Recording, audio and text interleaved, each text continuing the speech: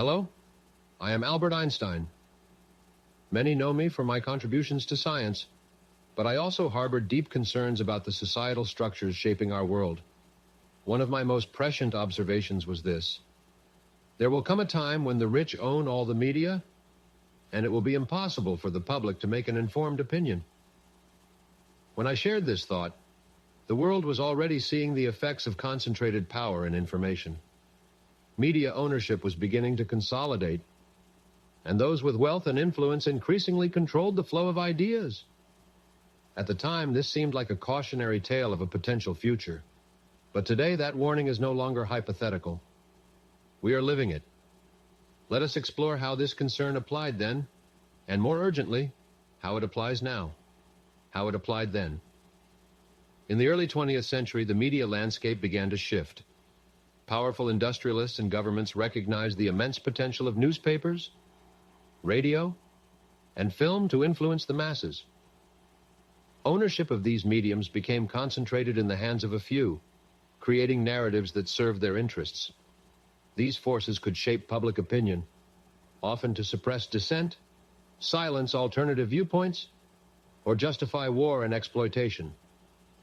While democratic institutions emerged to regulate some of these excesses, they were often outpaced by the rapid consolidation of power.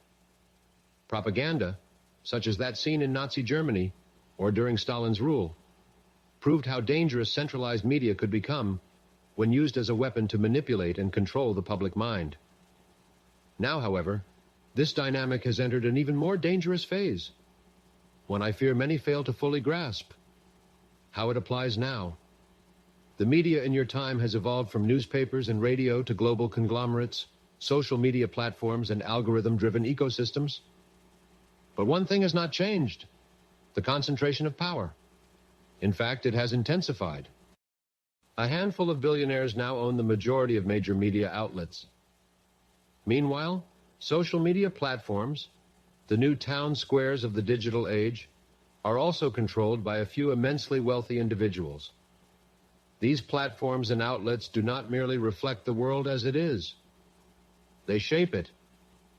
Algorithms prioritize outrage and sensationalism, not truth, because those emotions drive engagement and profit. The public is not just consuming information, it is being consumed by it. The promise of the internet to democratize knowledge has been subverted into a tool for manipulation and division. Consider this: misinformation spreads faster than facts. Political polarization is amplified by algorithmic bubbles, and narratives that serve the wealthy dominate mainstream discourse. What happens when the truth is drowned in a sea of lies or omitted entirely? People lose their ability to form informed opinions, and thus their capacity to participate meaningfully in democracy. Consequences of this reality. The consequences of this dynamic are profound. When the rich control the media, public trust erodes. People become skeptical of all information sources, which creates a vacuum that conspiracy theories and demagogues readily fill. Democracy weakens. If the public cannot discern truth from falsehood, elections become battles of manipulation rather than informed choice. Division deepens. Amplifying sensationalist and polarizing content pits communities against one another, weakening social cohesion. Accountability disappears. Governments and corporations can evade scrutiny when they control the narrative, leaving citizens powerless to demand change. We are witnessing this in real time. The issues of climate change, income inequality, and systemic corruption are often sidelined in favor of distractions and divisive rhetoric.